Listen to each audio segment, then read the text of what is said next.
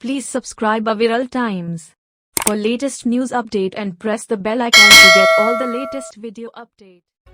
दुनिया के सबसे विकसित 7 लोकतांत्रिक देशों की शिखर बैठक G7 को संबोधित करते हुए प्रधानमंत्री नरेंद्र मोदी ने वन अर्थ वन हेल्थ का नारा दिया है।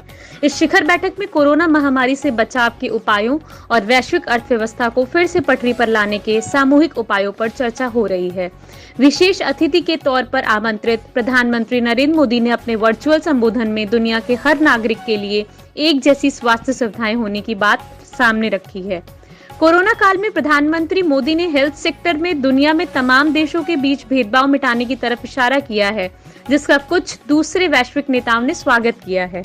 मोदी ने इस बात पर जोर दिया है कि भविष्य में कोरोना जैसी दूसरी महामारी ना हो, इससे बचने के लिए लोकतांत्रिक देशों के बीच बेहतर सामंजस्य होना चाहिए। संसद के मॉनसून सत्र से पहले मोदी मंत्रिमंडल का विस्तार हो सकता है। इसमें राज्यसभा सांसद ज्योतिरादित्य सिंधिया को भी जगह मिल सकती है। सूत्रों के मुताबिक सिंधिया को रेल मंत्रालय या मानव संसाधन विभाग दिया सकता है। सिंधिया के साथ 2 पूर्व मुख्यमंत्रियों महाराष्ट्र के देवेंद्र फडणवीस असम के सर्बानंद सोनोवाल को भी मंत्रिमंडल में जगह मिलना करीब करीब तय माना जा रहा है। इसके अलावा अपना दल की अनुप्रिया पटेल को भी मोदी मंत्रिमंडल में शामिल किया जा सकता है। उत्तर प्रदेश में रातों रात एक बड़ा प्रशासनिक फेरबदल किया गया है। आधा दर्जन से ज्यादा डिप्टी कलेक्टरों का ट्रांसफर कर दिया गया है। पीसीएस सुरेंद्र बहादुर सिंह वाराणसी उप जिलाधिकारी बनाए गए हैं। सुरेंद्र बहादुर मिर्जापुर में एसडीएम के पद पर तैनात थे। पीसीएस अधिकारी उदय भान सिंह उप जिलाधिकारी वाराणसी बनाए गए हैं। उदय भान सिंह उत्तर प्रदेश राज्य राजमार्ग प्राधिकरण में ओएसडी थे। पीसीएस ऑफिसर अशोक कुमार का एसडीएम मुजफ्फरनगर से तबादला किया गया है। अशोक कुमार रामपुर के उप जिलाधिकारी बनाए गए हैं।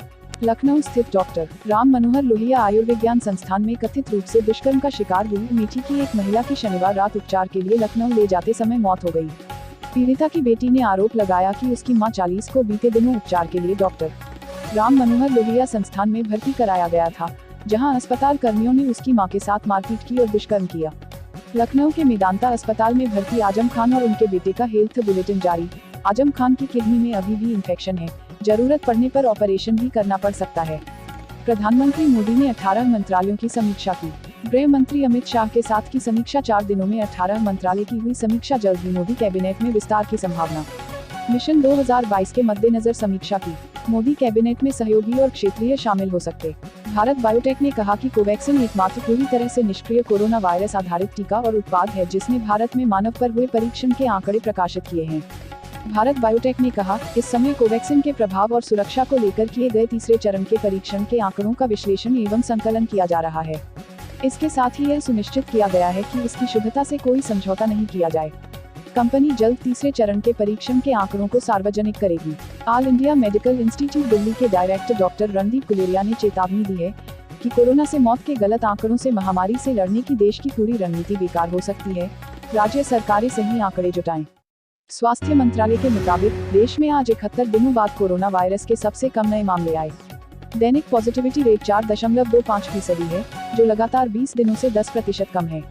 पॉजिटिविटी रेट बढ़कर 95.26% हो गया है। देश में 24 घंटे में कोरोना के 3,303 लोगों की मौत, 80,834 नए केस आए सामने। कुल पॉजिटिव मामलों की संख्या 2,94,39,989 हुई। कोरोना और ब्लैक फंगस का खतरा अभी टला नहीं था कि अब एक नई समस्या डॉक्टरों के सामने आ खड़ी हुई है। दरअसल कोरोना से ठीक हुए मरीज अब मनोरोग के शिकार हो रहे हैं। कई मरीजों की हालत तो इतनी खराब हो गई है कि उनको अस्पताल में भर्ती कराना पड़ा। डॉक्टरों का कहना है कि कोरोना मरीजों के मस्तिष्क को प्रभावित कर रहा है और इसी कारण वे लोग मनोरोग की चपेट में आ रहे हैं। पश्चिम बंगाल में मुकुल रॉय के बाद अब बीजेपी सांसद राजीव बनर्जी की होगी घर वापसी। टीएमसी नेता से की मुलाकात। यूपी एसटीएफ को बड़ी सफलता मिली है।